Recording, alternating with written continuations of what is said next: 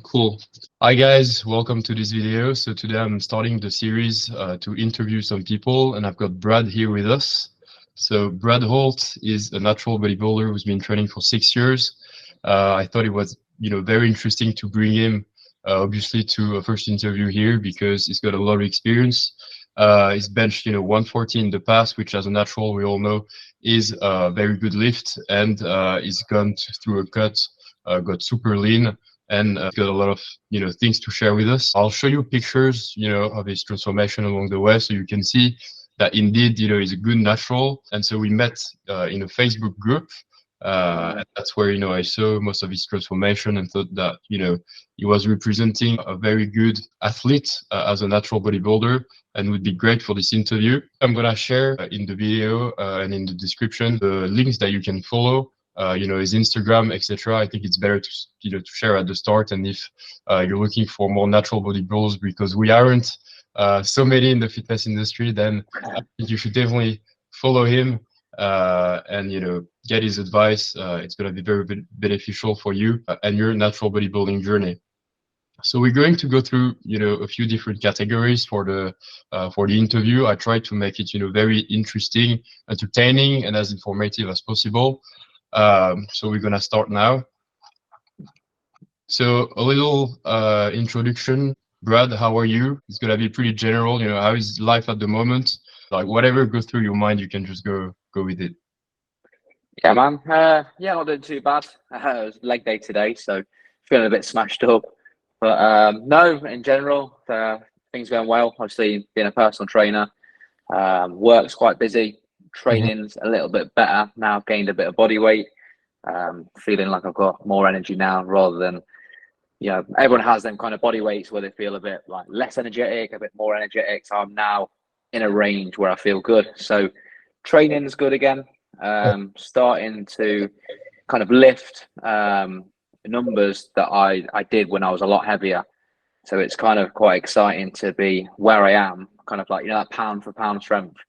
Yeah. That's definitely on the up. So training's good, works busy, can't complain. I've actually got another project potentially that we're going to do, like opening up a gym in Leicester, potentially in my own gym, which would be really cool. Doing a Yeah. little bit of online work as well, but yeah, man, work's good. Training's decent, better than I was probably 6 months ago after my diet. But yeah, Yeah. man, what about how you doing? I'm not too bad, man. Just a lot of work as well. So, we kind of talked about this before, but it's like, the balance on Yeah, how to do all the gym stuff. At least for me, try to get back to like my old natural bodybuilding level. But at the same time, doing all this type of work on the side is just very hard, but not impossible, but it takes time and, it's not always easy. But obviously, I feel like you're in the same. You're like working very hard, trying to keep your lifts up and hmm, still even improve. So it's gonna be very interesting. We're gonna talk about the management and how you manage basically these kind of things, because maybe there's some people as well who want to build muscle as natural bodybuilders and have a lot of things on the side. And so we're gonna hmm. try to really shrink down what's the most important for the people listening to us on how to Yeah, be yeah. efficient in the gym while having a lot of things to do. Hmm. So I'm gonna ask you basically, we're gonna go with the category of like the bodybuilding training and nutrition, which is Hmm. around like 20, 30 minutes. Yeah. And we're gonna answer basically, I guess, the most relevant questions that there could be for the people listening to us. I really want to start with, obviously bodybuilding and what made you start bodybuilding at first. So it was 6 years ago. Uh, Yeah, yeah, yeah. did you one day say, okay, I'm gonna start bodybuilding? And what age basically did you start this? Yeah, man. So I've recently turned 29. So when I was 23 is when I started. And you know what? Even prior to the age of 23, I always thought it was cool if you was in really good shape. But back when I was 18, 19, 20, as you do, you kind of influenced by alcohol, girls, just being young, just being stupid. So it Yeah, was like, it was a nice idea, but I didn't want it enough to do it. Do you know what I mean? And prior to kind of bodybuilding, I had an interest in football, and then I got into BMXing. So I did BMXing for quite a few years. Mm-hmm. turned professional. That turned into a job. Oh, sorry, someone's ringing me. Sorry. Yeah, turned professional on my bike. I was doing shows and I was earning a living. And then a few injuries later, I realised it's not sustainable as a career. Mm-hmm. So then, yeah, I got into just training. And the reason I started, it's one of them where naturally I've always been like just quite small. Mm-hmm. So Yeah. like I'd get like little digs off people, like friends. It'd be like, wouldn't be anything like really that serious. It'd just be like, a little bit of banter, really, maybe. And like my ex-girlfriend as well, and she was just saying this, that, and the other. I don't think anything too harmful, like it wasn't malicious. Do you know what I mean? Yeah, yeah, I know what you mean. It's just And I was, people say, and like they yeah, don't say it on purpose, like to hurt or anything. But you, as a young man, you're just like taking it quite seriously, right? yeah. You're still maturing, aren't you? You're still like developing. Your mind is still like almost immature and stuff. Like even at 23, I still think that's like you're still learning so much about yourself. Mm-hmm. And I just woke up and I was like, right, I've had enough of this. I'm going to the gym, and I'm that kind of person. I'm not just gonna, you know, um, get dipping, get my feet wet. I'm going head first, all in. I've got that kind of personality where if I'm doing it, I'm doing it 100%. Yeah. So I got like obsessive, really. Like I feel like you have to be obsessive in something to be good at it, to Mm-hmm. get really good at it anyway. Not saying I'm really good, but like I feel like if you really want to progress at something, you need to be like that. And I was just like educating myself about training, watching endless videos, reading loads of studies. I went to the gym first time with my brother. So obviously the first time you go into the gym, like it's quite. I wasn't saying like really scared or anything, but it's a bit intimidating. You're in a gym, you don't know what the hell you're doing, Mm-hmm. and yeah, man, I just started, and because I wanted it so bad, like I think I progressed quite quickly in my first year, and then obviously it's like anything, isn't it? Like I'm quite driven by progression, Yeah. so once I see progress, like I want to do it even more. Yeah, I think that's, something that sometimes I talk about in my videos. Like a lot of people, they don't stop because they don't really like bodybuilding. They stop mostly because they don't know how to get results. So obviously in the beginner phase, usually you will get results no matter what. Like some people, Yeah, they don't know what they're doing, and like maybe the results are like so slow that in the end they don't get hooked by the practice that they actually like.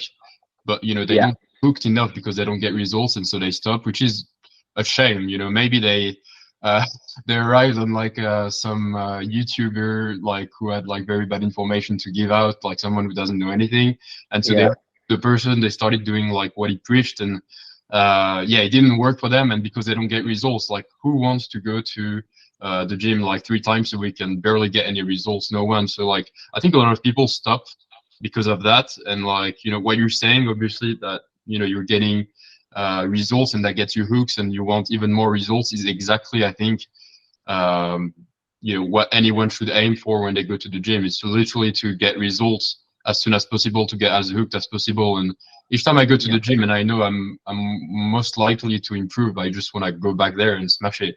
But for when sure. you're gonna not improve, then it's, I mean, everyone would kind of stop. So super important to find reliable people that can give good advice, I think. Yeah, for sure. And to be honest, like when you mentioned about people giving bad advice, there is obviously in every industry, I'd imagine, but with the fitness industry, bodybuilding, there is a lot of bad information. Yeah, And if somebody looks good, people just assume that they know what they're talking about, and that's the problem. So yeah, when that's I was your trying to like problem. so when I was educating myself, I would obviously read studies or look at forums and loads of stuff like that. And then I'd watch videos and I'd watch a couple and there'd be different opinions. But then you kind of just use a bit of common sense and think which makes the most sense. Hmm. Do you know what I mean? Yeah, Like you'll listen to a number of different views and then you kind of, for me, it was kind of quite obvious what is the right information and what isn't. I know some people might disagree with that.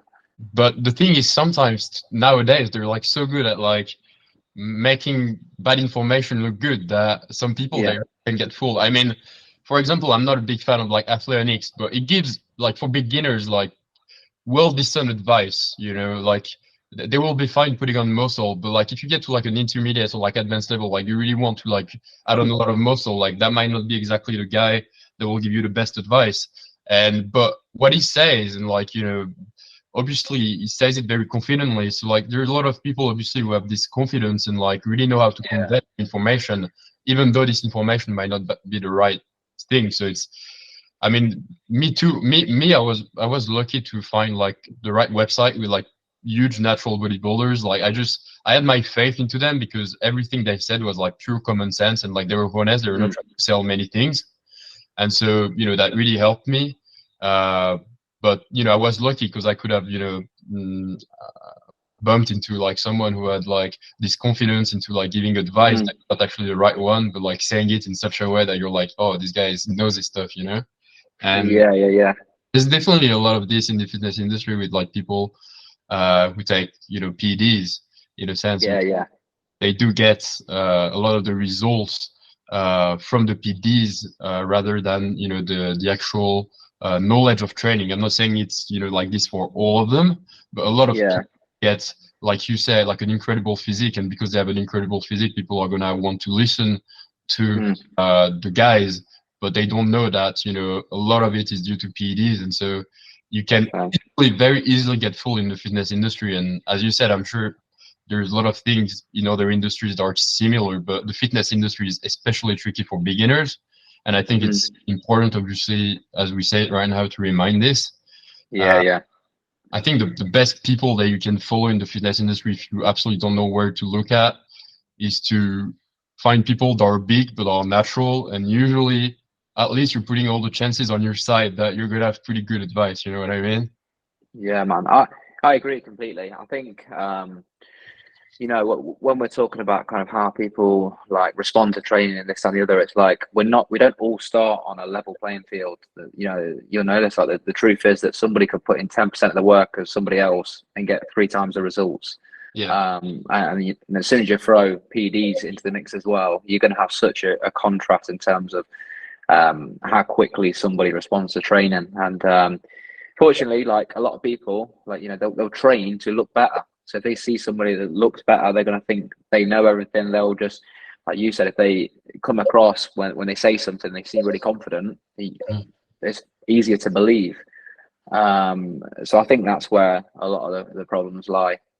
Yeah. Kind of, like some people have elite level genetics. They'll look at a dumbbell and they'll grow. Like I've trained plenty of people where I've had a range. There's such a contrast between someone's starting point. I've had someone that their first time bench pressing, they can do like a plate each side for like 10 reps, 12 reps, which the starting point is like pretty good, like very good. And then I've had other people, like a guy in their 20s, I'll have to spot them to the bar on its own for 5 reps. Yeah.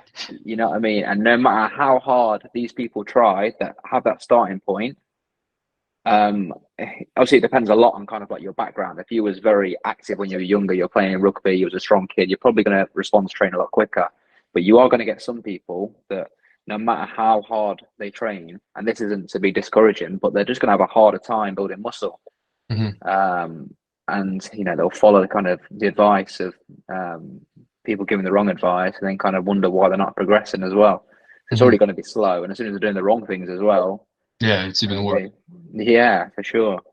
I think in the end, some people obviously can start with this advantage maybe of like being quite strong for a start, etc. But at the end, even the people who start now very weak, they can still, if they obviously know how to train and they understand very well training, etc. Yeah.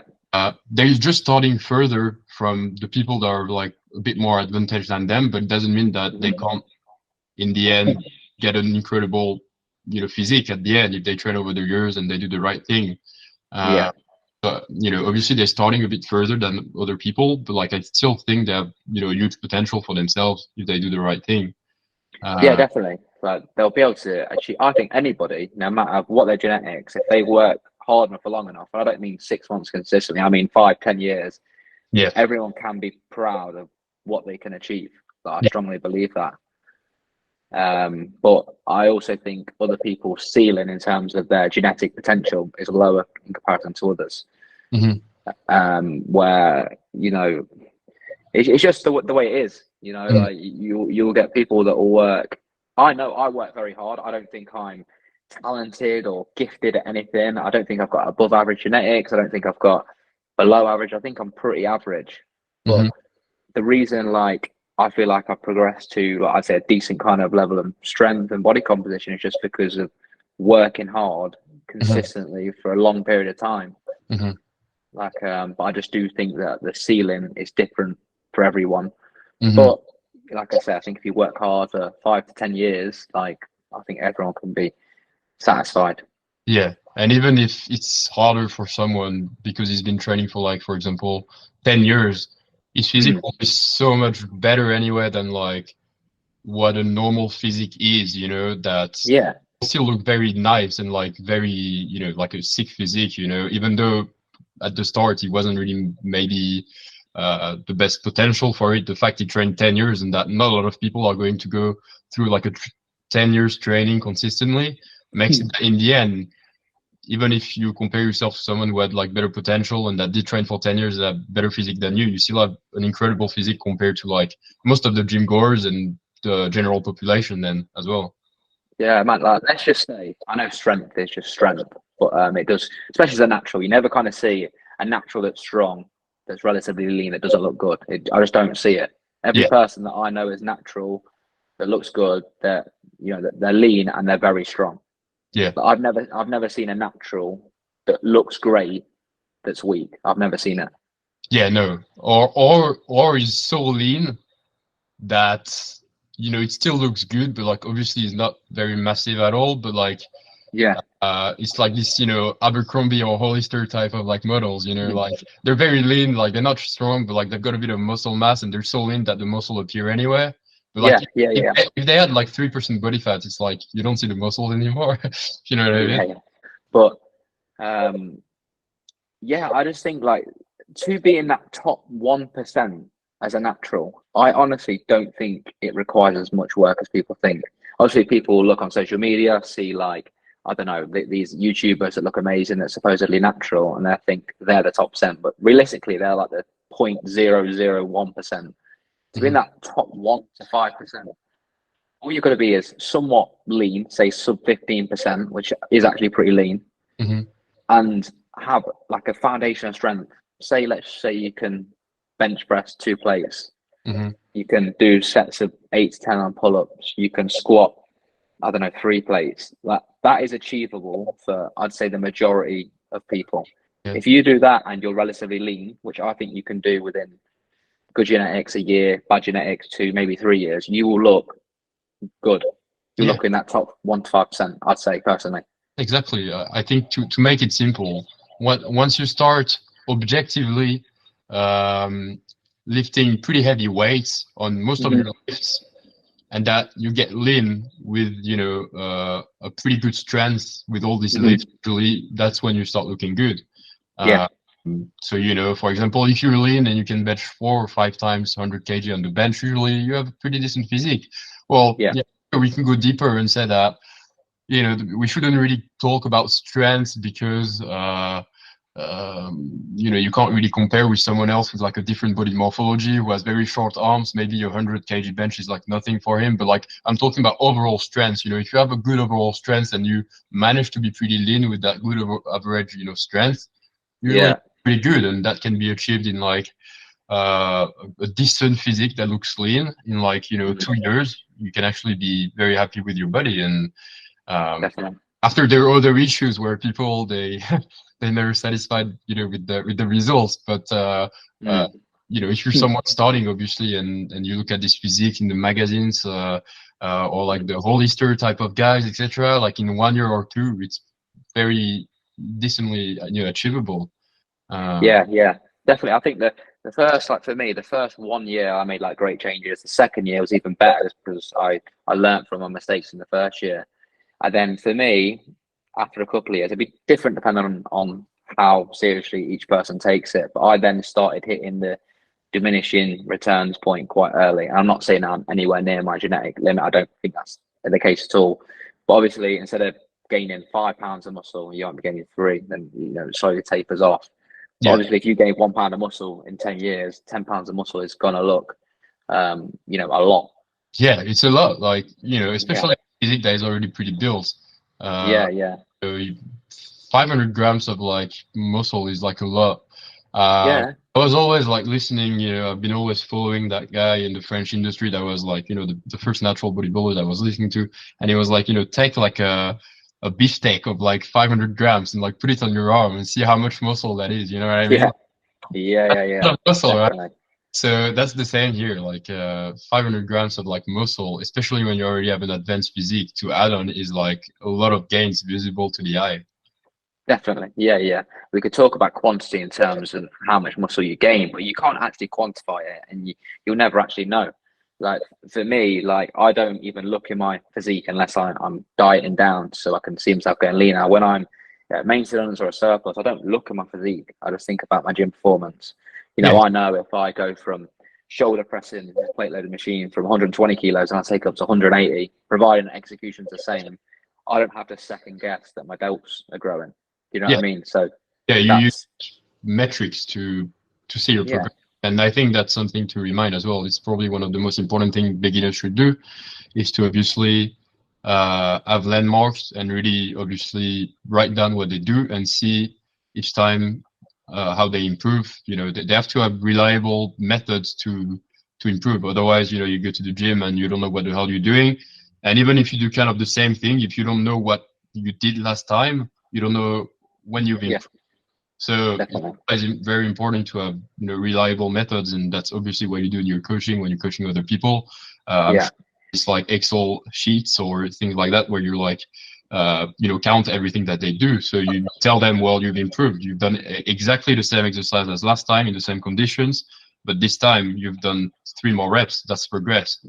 yeah, Very important for people to stay frequent with the good exercises and to measure everything they do if they want to improve. yeah. Um, That's it. Like with my clients, I track their lifts for them because I know probably a lot of them wouldn't do it themselves. So I Yeah, I track it for them, and then like when they're feeling like, oh, I'm not seeing too much visual change or whatever, it's like you're not going to see visual change every couple of weeks, especially if you've been training a little while. But if your gym performance is going up, and you're seeing that hmm on a spreadsheet, like that will keep you going. It does me anyway. Like if I was solely just looking at how I look every day over the last couple of years and not thinking about gym performance, well, I wouldn't say I'd stop, but I'd be, I wouldn't be enjoying it. yeah, you wouldn't know where you're going. Yeah, I would feel lost. Yeah, Yeah, completely. exactly.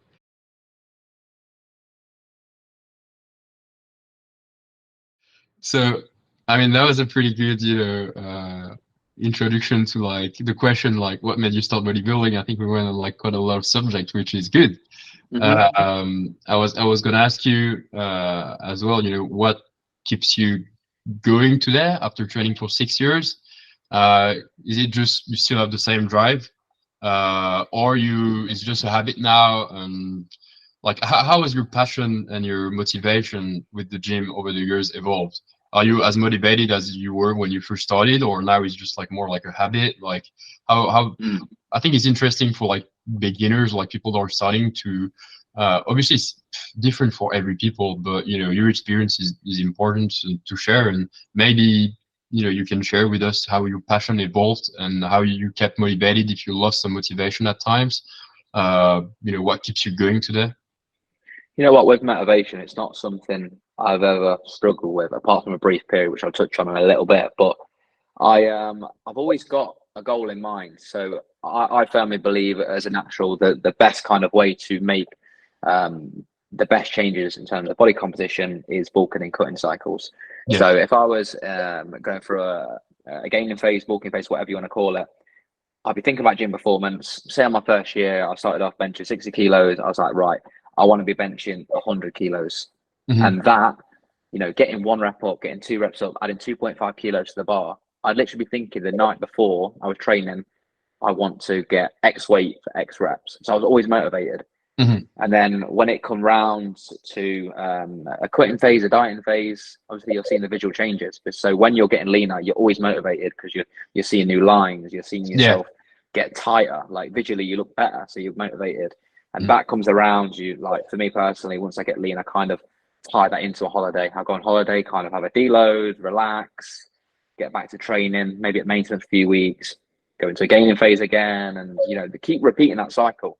Mm-hmm. So I've been in maintenance phases for a while and stuff before. So I've always got an objective. I've always got a goal. So when you've got a goal that you're working towards, like, to me, I don't have an issue with motivation. Obviously, I've had days where I wake up and I've had a poor night's sleep and life gets in the way. You're not feeling like training. Obviously, you get them days. Not every day you're going to want to train, but in general, like, I personally don't have an issue with that. But there was a point, probably touch on this a bit more later, when obviously I got really lean for my photo shoot. I don't know how lean I was, but pretty lean. I felt the effects of it. And my testosterone just crashed completely. So obviously, if people don't know, obviously when you get very lean, your body kind of fights back and pretty much tells you to start eating, because your hormones will just be all over the place. That's actually when, not like just getting beach lean, but you're actually quite under your natural kind of set point. And obviously with low testosterone, the symptoms are pretty rough. Like, I wouldn't wish it on anyone. Like, it was a rough time. And at that point, right?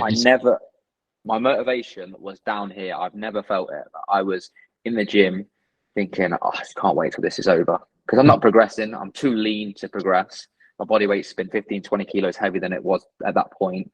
So I'm not going to be pressing more weight. It's not realistic. Progression in the gym is like non-existent. I'm just fighting my hardest just to kind of retain the muscle I've got. And obviously with low tests, one of the symptoms, you're going to lose a bit of strength, you're going to lose a bit of muscle, your motivation's in the bin, sexualized non-existent. You feel a bit sad. I didn't really want to say I'm depressed, because that's like almost a medical thing. So I never kind of claimed that. I just said I felt really shit. And I did. That's the only time I've ever felt demotivated for me. And when I was going through that period, what got me through wasn't motivation, but just discipline, because I've been doing it for 5.5 years at that point. I'm not just going to stop going to the gym. It's just part of my routine. It's like waking up in the morning. I don't think about, shall I brush my teeth? Same with the gym. I just go and do it. So I know it's a bit like cringy when people say, "Oh, discipline over motivation," but that was a point where that did show. Well, I think for me, for example, it's always been a passion. So like, I mean, the motivation is like infinite in a sense, because like that fuel of passion is so strong that, despite everything, I kept going. So motivation, I guess, but it's not like this for everyone, but I feel like you or me is kind of that, like, when you start, you just love the gym. And so truly, me too, I've had like very hard times at times, and like, it was so much harder to gym, but as you said, it was more discipline, like kind of like, well, I've invested so much time into this practice that I'm not going to stop. And I know that if I stop, it's going to be awful to restart, and I might not be able to restart because you see all your gains dropping and your lifts, etc. And restarting is much harder than like just keeping going when it's not feeling right. It's so much worth it to just keep going, even though it doesn't feel good, than like stopping. And that's why, if we can talk about breaks, in the gym in general, like, some people, they like to take 1 or 2 weeks off. So obviously, 1 week off is not awful, but what I prefer, me, if I, for example, take some break, is I prefer to, like, let's say, you go 1 week on vacation with like your family or whatever.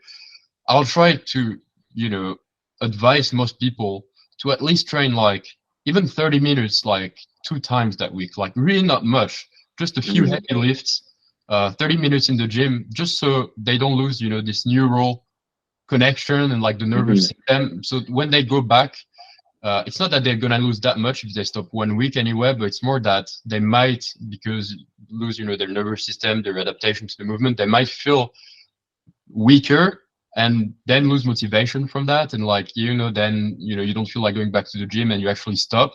Some people, they take a break of like 1 or 2 weeks. And then when they go back, they're like a bit unmotivated because their lifts is just not as good as they were a week or 2 weeks ago. And then they get in the trap of like stopping totally. So like,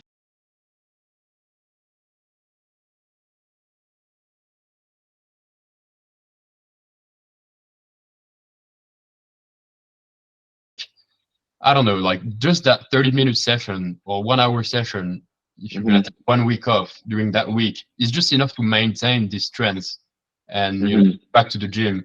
Otherwise, 1 week is okay. It's okay. But like 2 weeks is like you lose too much like of your nervous system adaptation, and like you get weaker when you go back to the gym, and I don't know, you can fall for the trap of never restarting because you lost the motivation, when you go back there and you realize that you're losing some strength on your gains, etc. So I think there's a number of different ways to approach it. I probably share a couple of mine. That's just dependent on fatigue level. But I think if you feel like you need to take 2 weeks off, normally to me that just means that the plan isn't sustainable. Yeah. So I think if you're taking a full week off, I think that's kind of the maximum. I only take 5 days off at most. That's if I'm feeling completely trashed. Yeah. So personally, I don't schedule deloads. I'm not people probably deloads. I'm just like, I'm just gonna, if I'm tired, like I'm just gonna take a little bit of rest and do like a session where I go as heavy, but I just do much less. So I guess you can call that a deload, but it's just active rest. But yeah, go on. I'll listen to you. Yeah. So for me, it depends on like my fatigue level. So if I'm feeling in the bin, say I've been dieting, I've got really lean, I'm smashed. Like, you know what it's like when you've had a long training block and you're lean, energy's low. If I need to kind of de-stress, like the most amount of time I'd ever take off is 5 days, like a normal deload, 5 days, get back into it. The problem that you have is, like you say, neurologically and stuff, you're just not ready when you go back into the first session. So normally what I do with myself and clients is, some people call it like a devolume. I think that's just like a fancy marketing term, to be honest with you. But tell more. Obviously, there's different ways people do deloads, devolumes, whatever you want to call it. But for me, a way I actually like to do it is depends on the lift I'm doing, the muscle groups and stuff. But a lot of my work, I actually do like low volume but high frequency. So I do 2 working sets on an exercise for a week. What I do is just drop that down to 1 working set. So often, say I'm doing an incline bench press, I do a rep range of 6 to 10, 10 to 15. On my devolume session, I just do the back off set of 10 to 15. So I'm not lifting heavy, so my nervous system isn't getting too smashed up. Yeah. But I'm able to keep things ticking over without breaking my routine. Exactly, yeah. And then I'm obviously I'm reducing the volume by half. So then when I go into the next week, as long as I'm not too smashed up going into the devolume, I should be able to go into the next week a lot fresher. So that's one way of doing it. The other way, like I say, is just 5 days off, which I do very rarely. Like, I don't schedule deloads in. I feel like people that do a deload every 12 to 16 weeks, I feel like it's not necessary most of the time. One, because people just don't train hard enough. They feel like they're going to failure and they're probably like 4 or 5 reps shy. So they're it's not even warranted. That's what I think anyway, personally. Yeah. They're the main 2. Some people will just do the 50, like 60% of what they do. So say, for example, they bench 100 kilos for 10. They go in and bench 50 kilos for 10. Like, personally, I think that's completely pointless. Yeah. The best is like just to do, like you said, maybe half of the usual volume, but like to try to keep the same weight so you don't lose strength. But work in that kind of higher rep range for the second set, just so you're not lifting really heavy. Yeah. If you know what I mean. But the devolume, where they do the exact same sets, reps, but just half the weight, like, what is that achieving? I don't understand. You're not gonna, by lifting 50% of the load, that's not gonna help you sustain muscle, because it's not close enough to muscular failure. Yeah, so exactly. You may as well just take a week off the gym. Yeah. I personally think. I guess it could be better than nothing in a sense, but like, it's just not the best that you can do. You know what I mean? And you could tire yourself maybe for nothing, and you should better take like, the day off, like you said. I think personally what I do is like you do. I just reduce the volume and I try to go as heavy as I usually go, but like for a lot less sets. And I even try to go maybe heavier. Well, it's not maybe for everyone, but like I try just to go very heavy to maintain that strength. I'll maybe do like a second set, like of more like hypertrophy stuff where I go a bit more reps, just like, but without tiring myself. And I'll try the week where I go, with less intensity, etc., to eat more, like, if I'm in bulking process, and like try to really enjoy some healthy food, and like try to regenerate myself in all the ways that I can, that is not, through training. I think that's, the best way to actually feel better if you feel burnt out from the gym, to do train less than you normally do. Try to still go heavy so you don't lose that, the strength that you have, and etc.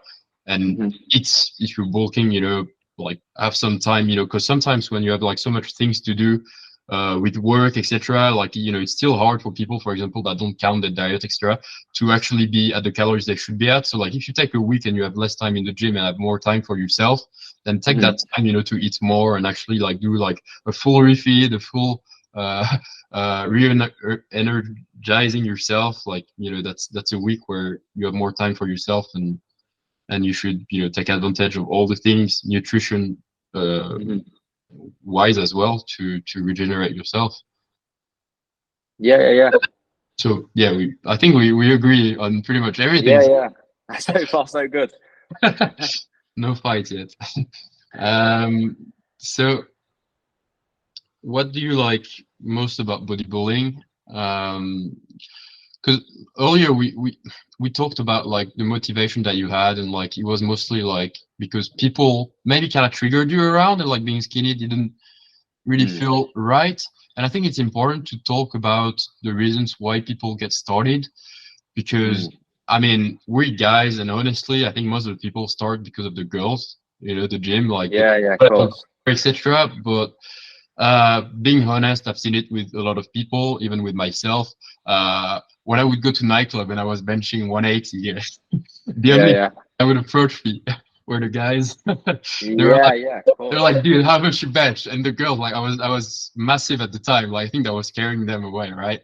So, I mean, I think a lot of people start for the wrong reasons, and in a way that really motivates them, but they get disappointed at the end. And I think, I think a bit more of like a realistic approach. It's good to, like, even if these expectations are pretty false, like if they're a good fuel to do something, it can be good, but it can also be disappointing. And like, I think the reason, for example, when I realized girls like don't care, etc., like I just love the gym too much. Like it wasn't purely for that I started. That was something that I thought about. I was like, oh, maybe if I look better, it'll be like better in that area of life. But I think I really love the gym anyway. That's why I always kept going, even when I realized these things. And I think it's good to tell, for example, to the beginners that if they purely just start for that, they'll probably stop, like, at some point. Like, I think most people who start and like never really stop are passionate about the gym anyway. I personally think that whatever the reason is to fuel you up, what it's going to give you is confidence, which will help with anything, whether it's girls, going for a job, whatever it is, it's going to help. And also, I feel like, personally, I don't know if you felt like this, but you'll get more respect from people. Whether it's in I think you'll get more respect for people if, as you said, you see your body that is better as something that makes you more confident. Because if you're still in the, in I'm never good enough despite getting bigger, etc., and that you're seeing this inside, then people see that through. And it's definitely scary to see such a big guy or like a massive guy and actually see someone that is not too confident. I've been kind of in this period of time. I had bigorexia and everything, that you can talk about. Really? Yeah, it's like never big enough, extra. I mean, no way. It's like a passion and addiction at the same time.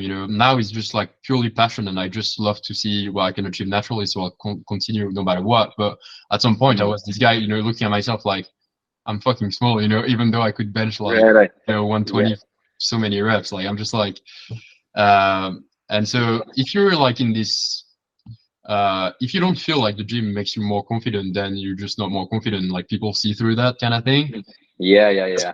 A lot of people, I think, they actually, for example, if you're talking about the girls, like they get better results because they're just more confident. But they think it's thanks to the gym that they're more confident. It's true in a way. They have a better physique, so they feel more confident. But the fact, for example, girls are are more likely to go with them, it's because they're confident, not because they have a better body. You know what I mean? It's the Yeah, confidence yeah, yeah. they get from the better body, like the confidence that they have, that like makes them shine more rather than the body itself. Because you can have Yeah, a very nice body, but if you don't feel confident at all, it's gonna suck, man. yeah. There's plenty of people that obviously enhance that have way more muscle than myself or than you as well, and some of them are the most insecure people. Like they're just never satisfied. Yeah, It's something for me that I always want to do better, but I don't look at myself and think, "Oh my God, I need more muscle. My life's not worth it." Like I'm not. I know some people literally look in the mirror and they're depressed yeah, at the thought that they're not big enough. Like I've never understood that because I see myself like, oh, personally, I'd like bigger delts at the minute. Like for me, that's my weak point in my physique. Like hmm it kind of stands out. Like my chest is quite prominent, my back's pretty good, my delts is a weak area, but I don't think, oh God, this is really bad. I was thinking, oh, I should probably, improve my delts. That's as yeah, far as it goes in my head. yeah. Um, and I think probably a lot more people aren't like that. Maybe I'm one of few that do think like that. I think people, it actually bothers them. Yeah, For it does. me, I mean, but I think it's so, like, for example, if someone is starting the gym, that's why I'm saying this, like beginners, watching, they should really take the time, like, to sit down like 30 minutes and like to write down the real reasons for they're starting, and be honest with themselves, like, okay, I'm starting for, like, for example, external reasons, like the girls, blah blah blah, whatever it can be.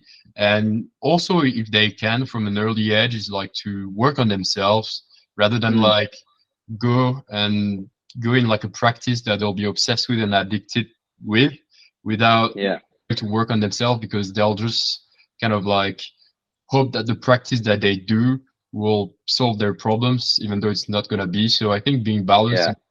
and, for example, go see a therapist or something like this, and like Mm. start the gym at the same time, and like try to work on yourself as a person, rather than like live through the gym, for example, or like Hmm. live through like a practice, is probably a good approach for beginners. I wouldn't want, for example, I've been a bit of in this case, I wouldn't want, for example, like young people that were like 16 or 17 watching us to like fall into this trap of like starting purely the gym and like not really work on this and on themselves at the same time. You know what I mean? Yeah, and they've got to experience life as well. Like there's more to just the gym, Yeah, like live. Like I'd say that to anyone, whether they're 16, 18, 30, 40, like just training's meant to like enhance your life. That's how I see it, not take away from it. exactly. Obviously you have to go through periods of sacrifice if you go for a fat loss phase, of course, but Mm, it shouldn't, you know, make life worse. It shouldn't yeah. do that. They should still go to Leicester nightclubs and stuff like that, Yeah. right? Yeah, yeah. You don't want to go Leicester, it's not great. I don't think I've been there actually, but I was in Leeds, right? Uh, Ah, okay. there are a Yeah, lot yeah. of like parties and stuff over there. Yeah. Because Yeah, yeah, yeah. funny, like the British culture is nice because people get started with the gym early, and they go out, like it's quite an open country. Like people just, I don't know, people are quite happy. I feel like in the UK, like a lot of people are have a balanced life, I would say, in the UK. That's something Yeah. I I really think enjoy. I think I think the culture here is quite different to a lot of places in Europe that I've been to anyway. Yeah, probably.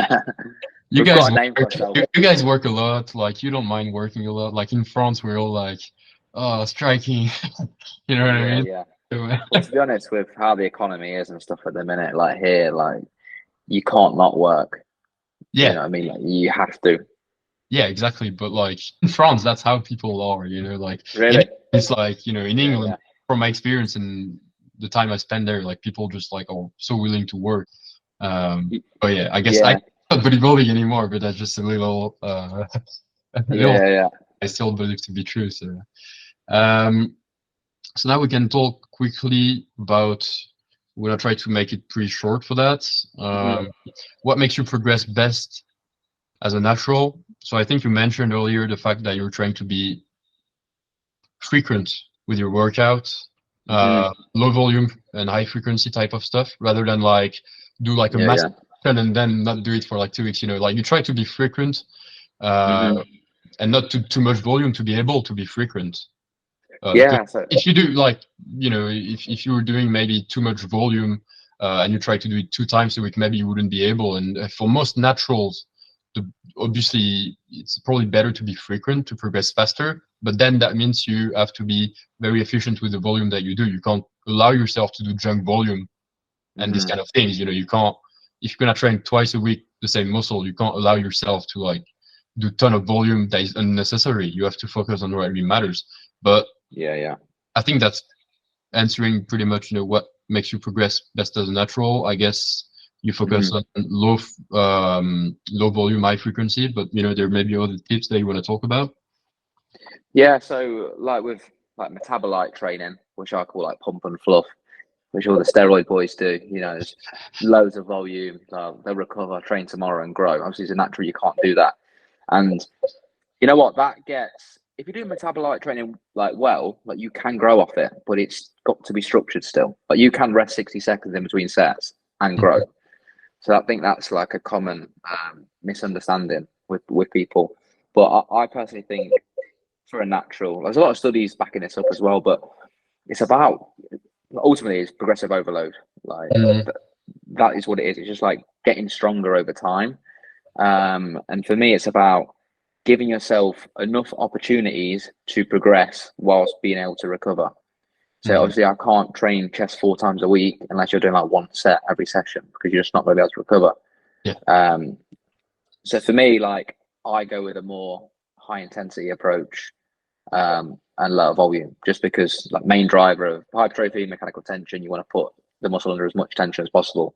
It's not about how many sets you can do in the gym. If you're doing 4 sets on an exercise and you're doing 6 exercises, I'd question your intensity. Because all you're doing is spreading the intensity out over more sets. And to me, at that point, I personally think it's junk volume.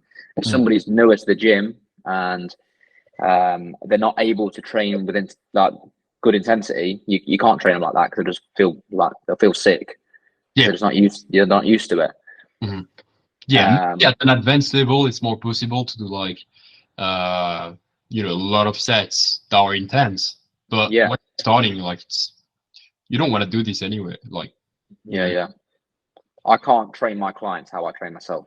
They just die. And that's not saying like I'm Superman, but it's just different levels of experience. Exactly. When I started the gym, I could train, like the first year I trained 3-4 times a week, which is like good and the most I could do at my level. I was trying to train as much as I could for the current level I was at. And 3-4 times a week as a beginner is like very good. Like, and more than that could be maybe a bit too much unless you adapt the volume, etc. Obviously you could train more or less, but like sometimes I talk to people and like after like 7 or 8 years of training, like consistent training, I could train like 3 to 4 hours in the gym, like almost every day. But like I could only do this after 7 or 8 years of like consistent training, and like the first year I could only do 3 or 4 times a week. And obviously don't look at someone that is advanced as a beginner and be like, okay, I need to do the same. It's like for now, just do as much as you can for your current level. For sure. And progress better that way than if you try to do the advanced, type of magazine type of stuff that you see. If you're a beginner, you try to do that advanced stuff, it's not really gonna work. It's like do your best at the moment and the level you're finding yourself at. Yeah, definitely. It's like you've got to train to the level you're at. So to be honest, when in my earlier stages of training, I did more. I did more sets. I did more work, but the quality of the sets was 20% of what it is now. One, I can do a warm-up set with 40% of the load, say with my chest, and feel a pump in my chest. My first year, I wouldn't feel anything. It would be my triceps and my delts doing all the work. So it's like you're able to then like train accurately, actually stimulate the target muscle rather than just throw weight from A to B. And the intensity is much higher. So like today I did like a stiff leg deadlift at the end of my leg session. I only did one working set. If I did 2, I'd be absolutely ruined, because I'm able to take that set the whole way there. Like especially with the big movements like a leg press, a deadlift, a squat variant, like those sets are hard to take to failure. Anyone can take a bicep curl to failure. That's easy. But if you're a chest press or whatever, that's easy as well. Especially if you're just kind of moving weight around really quick. It's not taking like any kind of tempo into consideration. The hardest thing in the world is doing a demanding movement that's working a big muscle group to full concentric failure with very good form. That's hard. Just doing a bench press with whatever weight and just doing it as quick as you can to failure. That's not hard. Anyone could do that. Okay. And Yeah. I think personally, that's the difference. Is the quality of the sets. You might have, I don't know if you've paid much attention to people like who just live on like Dorian Yates. He did that. He did like one working set on every exercise. But I personally wouldn't do that because I can recover from more. The only one I kind of do one set with at the minute is the deadlift because it's so taxing. But he had firm beliefs that if you take that one set the whole way there, that is enough to stimulate muscle growth. And to be honest, I agree. Yeah, I think it can be. And I mean, sometimes I talk about, quality as, the first thing that people should look at and as the most important. And then only then, you can also improve on quantity. And as long as you can do it and it's not junk volume, you can rise the quantity over time. It's fine. As long as it doesn't become junk volume, then it's like a progressive overload of like quantity. You can do more over time. You can do more sets during your session, and that's fine. As long as you do more, that is interesting. Like, it's not more just junk volume. You do more because you can do it and it's beneficial to your training. I think that's totally fine. But to come back to what you're saying, I think as a beginner, the most important thing is to, before adding any sort of quantity, is to focus obviously on the quality of the sets, being intense, bringing intensity to, all the sets that you do. Focus on, as less as you can and to get the most return on it. And then when you have optimized everything that you could and you already follow these basic fundamentals of like intensity, then you can see maybe if you have, this into you to do more sets. But until then, like obviously focus on the most important things and just focusing on I agree. Like, I feel like, a lot of people that start the gym, if they just focus on training hard and eating a sufficient amount of protein for their body weight and make sure the calories aren't too extreme, too low or too high, you will see change in your physique as long as you're getting stronger, regardless of rep range. As long as you're not going above 30, 40 reps, like as long as you're training pretty normal range, recovering, you are going to see results. Like training does not have to be complicated for the first 2, 3, 4 years. No, that's just progressing and try to have like a decent program. I think that's the eating enough food in general, and like you said, being balanced, not go to the extreme of like eating too much food or like the extreme of eating too less, not enough. And then having a training that allows you to progress, that's good results already. And again, you don't need to find the most reliable source in the world, like the most experienced guy. You will find sources that will be able to give you that already. And for the 2, 3 first years, you will be set up to have a pretty nice physique and have some good progress. But yeah, otherwise I've got another question for you. What made you plateau? Have you ever plateaued first and then seeing these first plateaus, how you adapted to them to progress? It depends how you define plateau. Like, to me, I think a mistake I made, even being years into training, was being like married to movements. Like instead of, I'm quite stubborn. So if I kind of get the same amount of reps on a certain load, or I try and increase the weight a little bit and drop reps, I'm like, I won't think, let's swap it out now and change it. I used to be stubborn and just keep trying to do it, and I plateau for like 6 weeks. But then also, is 6 weeks actually a plateau on like your traditional kind of movements like bench press, squat, and deadlift? I don't really do them anymore, but I personally wouldn't call that a plateau if you pass your first couple of years. I feel like a plateau is literally when you're making no progress at all for like a couple of months, 3 months maybe.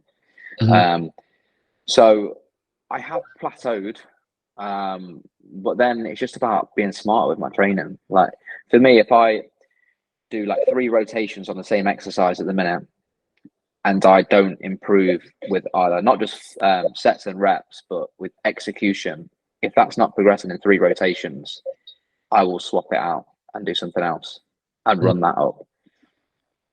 But it depends on the lift as well. Like, for example, pressing, that is so heavily correlated with your body weight. So if somebody's trying to stay lean all year round, they're probably going to struggle to progress at least quickly anyway. You might get a rep up every month if you're staying the same. If you're 70 kilos shredded, you're not going to be gaining 5 kilos on your bench every month. It's just, you're going to struggle.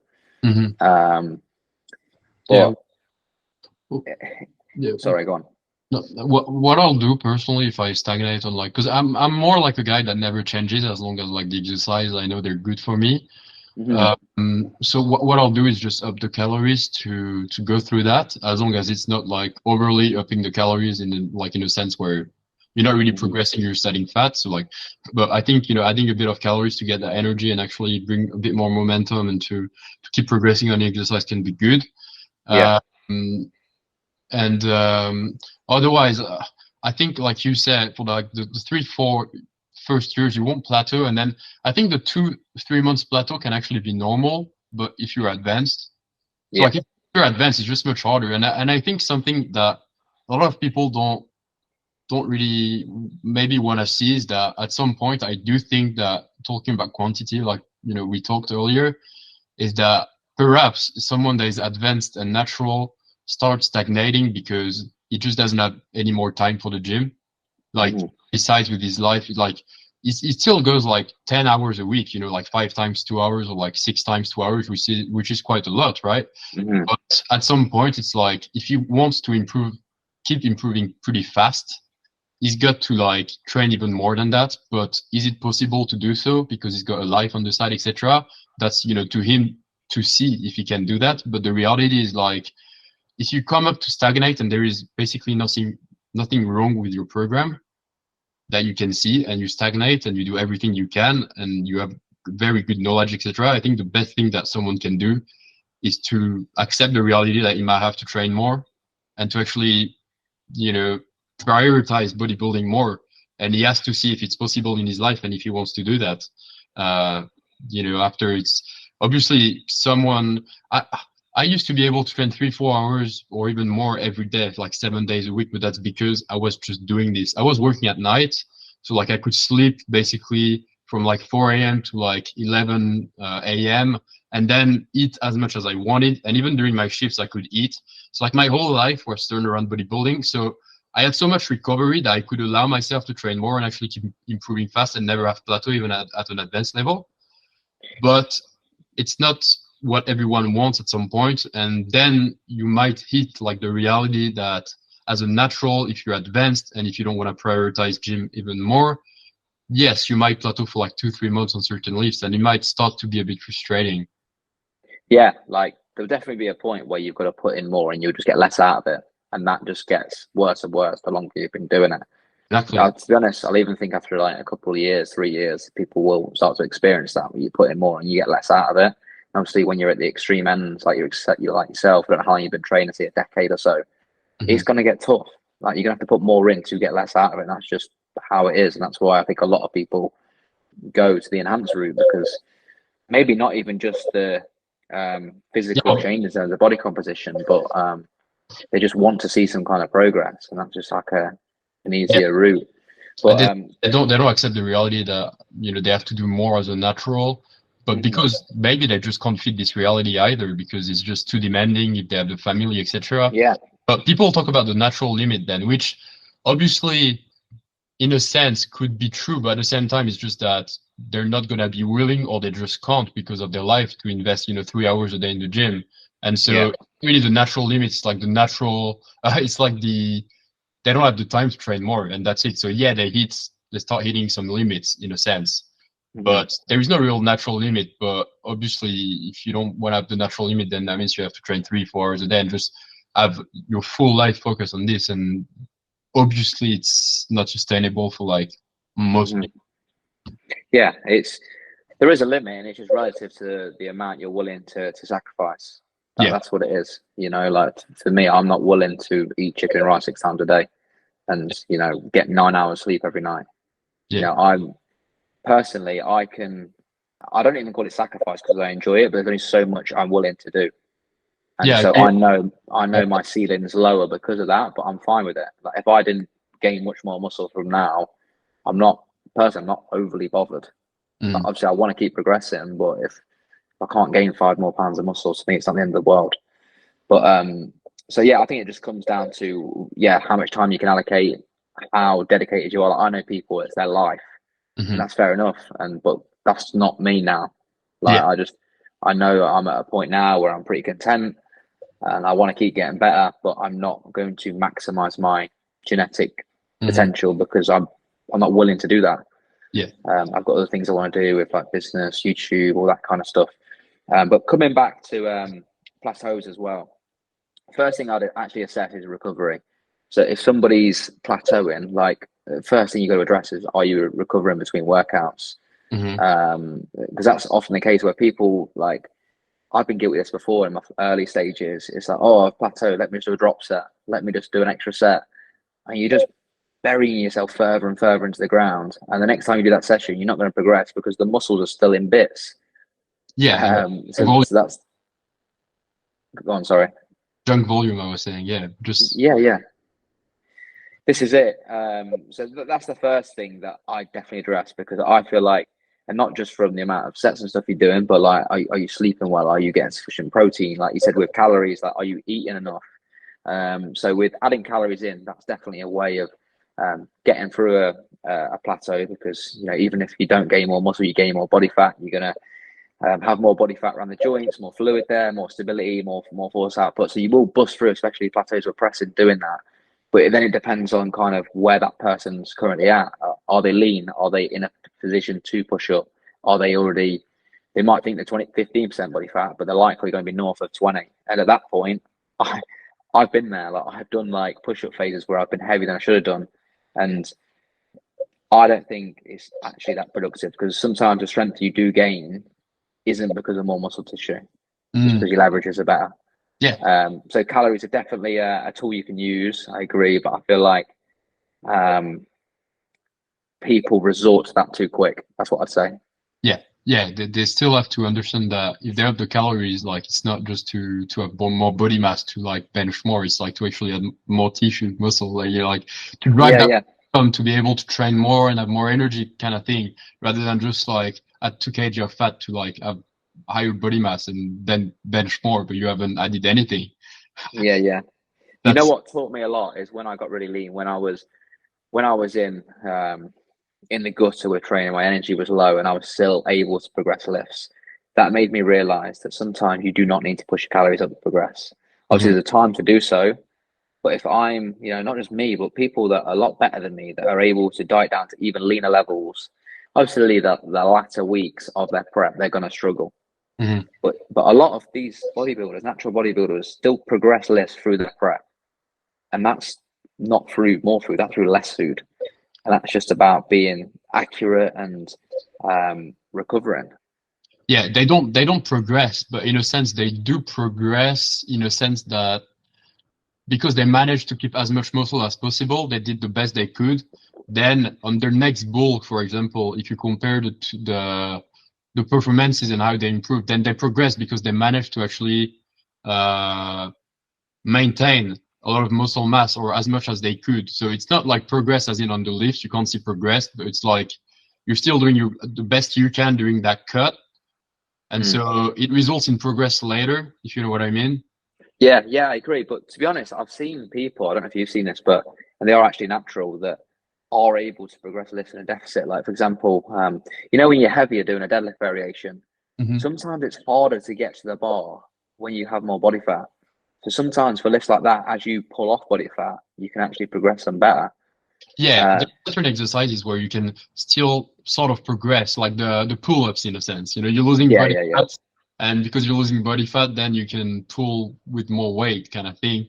For the dips, I wouldn't say it's true for the dips, because it's like a push exercise. So like I would improve, for example, when I'm cutting down on my pull-ups, because there is much less to like pull. But on my dips, because it's like push, like I just wouldn't neither progress or not progress. I would kind of like maintain. But it's not because I was lighter, obviously, that the dips were easier. Far from that, you know, because it's like a push exercise, different than the pull, I guess, exercise. But I agree with you. Like, you know, when you cut down, I think anyway, you're gonna lose more on your compounds, but you could still perhaps not at the end of Yeah, obviously, but like through the cut, still maintain slash progress on like exercises like maybe incline curls, you know, this type of things. yeah. You know what? I've learned a lot from this, to be honest. When I my recent kind of cut, I feel like I learn more each year in terms of how to retain muscle, preserve muscle during a cut. And the biggest thing for me is exercise selection. Like if I now, no matter how much I prioritize recovery, if I had a bench press in, I will not hold on to them numbers. Mm. Yeah, I wouldn't be able to do it because as soon as you have less body fat around your joints, you're going to be shaking like a shitting dog trying to hold that heavy bar when you're lost 10 kilos of body weight. You're going to struggle. So for me, I prior to going into a deficit, I'd do it like say 3-4 weeks prior to it, so I can Hmm. get a good run at a machine that offers that external stability. So then, you know, more stability, more force output, and if you can like be more stable in a lift, and you can, um, it's going to be easier to retain the muscle. And with the machine presses, like I was able, even with presses, because the first thing to go, like you'll know when you're dieting, is your presses. It sucks. Yeah, yeah. But with the machines, the first time that I was actually able to get a bit stronger in a diet, despite losing like 18 kilos of body weight, which is crazy. Hmm. Towards the last 2 or 3 weeks, I had a little hit, Mm. but the whole of the time Was it it a went new up. was it a new Sorry, exercise as well? Was it a new exercise that you started at the start of the cut, or was it an exercise you were doing already? Because yeah, maybe 4 weeks prior. So it's, I know you get the neural kind of adaptations from doing an exercise, you progress it the first few weeks, but mm, that's why I kind of put it in 4 weeks when I'm still in a surplus. yeah. And then I'm at that point and I'm used to the movement and I'm progressing a little bit. So that Mm, kind of like newbie effect is gone. yeah, And yeah. then I kind of was still able to progress it a little bit. And then obviously it gets to a point when you're 10 kilos of body weight down. I was then just trying to like keep it. And I did, but I went into it. I came out of it like the same strength or a little bit stronger than I went into it. So that's something I learned. I don't know if you agree with that or not. I just think for bodybuilding purposes, I think it's, if you want to preserve muscle, like you've got to be quite smart with exercise selection and Yeah, recovery. yeah, yeah. You gotta, yeah, exactly. The only thing that could be a bit hard is that if you're already very smart during your bulk, like what can you really do better during the cut? Like you can adapt, I guess, the training for the cut mode and try to be more intelligent. I think you can do modifications and actually adapt the training to like a cut, especially if you've done cuts before, then you know it a bit better each time. Mm-hmm. And I mean, being super efficient on a cut is like the best you can do. Knowing yourself super good, the exercise selection that you do, try Mm-hmm. to get the most out of everything that you do. If you're super tired, well, then take more rest in between your sets so you can go through the whole session. But I mean, that Mm-hmm. depends a bit more time, but like there are things that you can do to maintain your strength as much as possible, along with the Definitely. nutrition, obviously, where you have to be very smart. But I mean, on a cut, it's like you have to do the best you can do with all that you know. And I totally agree with you. Totally Yeah. agree. Yeah. I just feel like every time you do it, like anything, the more experience you have, the more times you do it.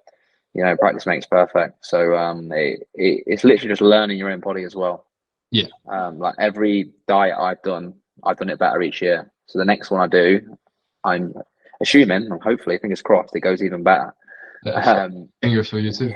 yeah, yeah. So no, like I never feel like I know it all. Like, I think that's the worst mentality to have. Yeah. You've got to constantly just be willing to learn, and even going through different phases. Even if you've done it, like you know, like, God knows how many bulks and cuts you've done. But I feel like Not everybody so needs. much in the end, because Oh, really? yeah, I don't like to cut every year because um, it could kind of like slow down the momentum of the bulk in a sense, Yeah. And so I prefer to like do that for like 2-3 years, a Mm. bulk, but like a bulk that I mean, I have a my history, like I've done heavy bulks and this type of stuff, so I wouldn't recommend it to everyone. I think heavy bulk was actually pretty helpful as an advanced because that drives a lot of momentum and energy. And when you train 3-4 hours a day, like I used to do, it's like you know, because improving is harder when you're advanced. Like you want to keep improving pretty fast, so you still get hooked and motivated. And so I needed this momentum of like eating enough to have enough energy to smash the gym, etc. So like the heavier bulk was like more justified for like this momentum type of thing.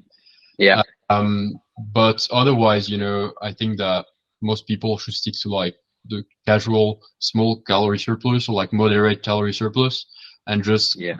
you know, not if they do this, they will never get that fat anyway. They'll feel like cutting all the time. And if they want to do a mini cut, then it won't be as harmful as like a massive cut that you do each year, and like you really kill, you know, the momentum of a bulk that you could have. So, you know, if you're pretty moderate and balanced, like with bulking and cutting, and that you cut, you bulk with like, you know, moderate or small calorie surplus, you'll never get too fat. And so you can do like a month of like trimming down a little bit if you want to feel better each summer, for like the summer people, you know. Yeah.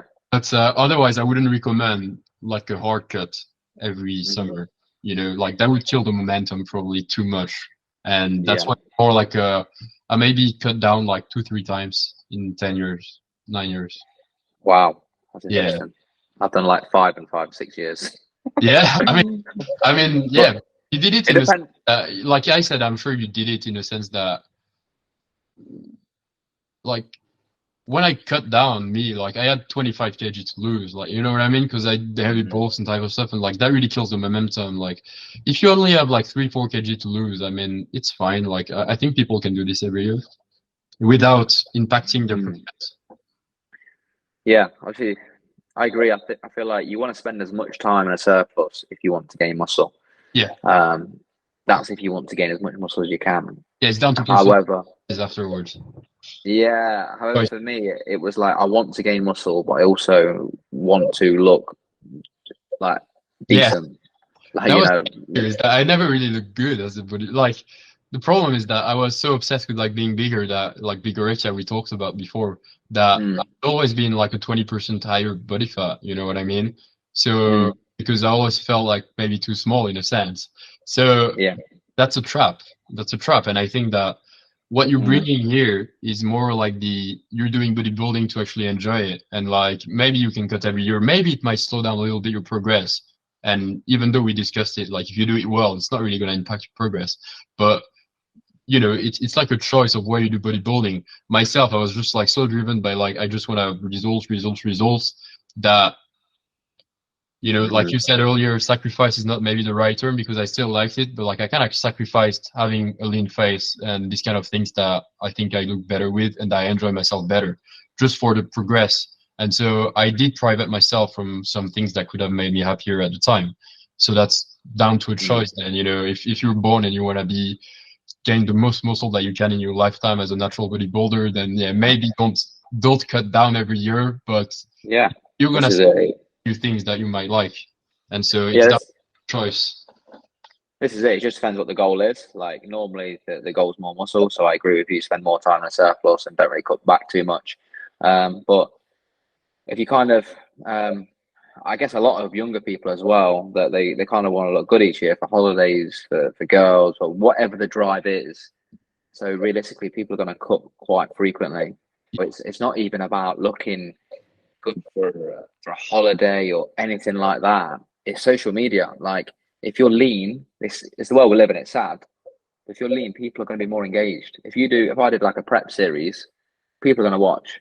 Yeah. If I did a bulking series, like if I went from 140 kilos bench to 180, which I think is really good, not as many people are going to care. So, and also not even like with YouTube, but like business. If you're a PT that's in great shape, like just lean, shredded, you are going to get more custom. Yeah. It's sad, but it's the world we live in. So yeah, I agree. Like I think frequent cuts are going to negatively impact how much you progress. But then it also definitely depends on, if the goal is to look good initially in the first place, then you probably will cut more frequently. So, and as I said, looking at it, I think that you can, if you know really how to do well, then you know you won't actually slow down your progress that much, even if you cut every year, because you won't have to lose 20 kg. You know what I mean? Like, yeah. Slowly, then you know it's going to be easier to get leaner because you won't have to drop as many kg as someone else. So, you know, in a sense, like that's I can really see how people would prefer like a lean bulk or like moderate bulk type of stuff rather than like the heavy bulk. And that really makes sense. And I think heavy bulk should only be like looking back at it for people that really want to be advanced and like have to train so much that they need really that energy, etc. But heavy bulk comes with like so many sacrifices in a sense because you have to eat so much, etc. And if you've got work on the side, you know, you're at the office or anything like this, like you'll fall asleep all the time because you eat all the time. Like it's hard to manage. Like your life has to be around gym and gym only. You have to live from that, have a business from that, or like want to be competitive with it because otherwise, if you want to be advanced and like eating so much calories and have like a productive life on the side, it's going to be very hard to manage. I agree. Yeah, completely. So could see quickly the next questions. Well, I'm going to skip the lean life or book life. I think we talked enough about this. It's good. We actually covered it. Actually, I wanted to address something that I thought about earlier when we were talking about the advanced bodybuilders that kind of hit that life limit where they don't have time to prioritize bodybuilding even more so they don't get bored. I think that a lot of naturals have trained very conventionally and they forget to do stuff like the muscles, like forearms, or these kind of things where they could have a lot of progression range because they never really train them. And so if they kind of like get bored and like despite training 10 hours or like 15 hours a week and they can't do more and they hit plateaus more often, they should start focusing on like muscle they never really thought about and try to focus on these small muscles that maybe they never really thought about, like forearms, get them fucking massive, or like the rear of them, and try to improve their physique with unconventional things that they weren't doing before that can still make a good difference. I think that's very, very good. Like forearms, for example, is like such a good example of that. Like forearms are just a nice looking muscle that no one really cares about. And, you know, if you're an advanced bodybuilder that's pretty bored and plateauing often on like most of the muscles, you know, start eating your forearms and this type of stuff and build like a new brand physique thanks to like massive forearms, you know what I mean? That can be that's it. Yeah, I just think once, you know, if my training got to a point where it was a little bit stale, it's just about mixing it up. Whether, like you say, you're training different muscle groups. You know, there's not many muscle groups you probably haven't covered, but you know, just training with a different methodology. You know, just like forearms would be one that perhaps I've never trained, but you know, just training with different methodologies. Like instead of me doing low volume, maybe I'd do like higher volume. Maybe I'd do like powerlifting stuff. Just something that provides a different kind of novelty, just something to freshen it up. Like, I think that's important. Just do something different, whatever it is. Just not CrossFit. All CrossFit people. I think the issue with CrossFit is that they're trying, like, they get a lot of shit because they're trying to do something. They try to do movements that are very technical, very fast, and that's why they get injured. But in the end, if they were doing like this technical stuff, like maybe in a way that it's still safe, like people wouldn't give them as much shit. You know what I mean? Yeah, a lot of them, like you say, try and do technical movements. They still can't squat or deadlift. You know, they're trying to run before they can walk. Personally, that's what I see. Yeah, I see it all the time. CrossFit, but I think most people do CrossFit wrong. That's why, like, they just try these things that weightlifters do that are super technical, super fast because they have to go against the watch, and like that gets dangerous. So, yeah. But yeah, I'm not gonna do CrossFit anytime soon. If that makes you feel better. So we're gonna go to like the controversial / mental health prevention category. So first question, why did you never go on PDs?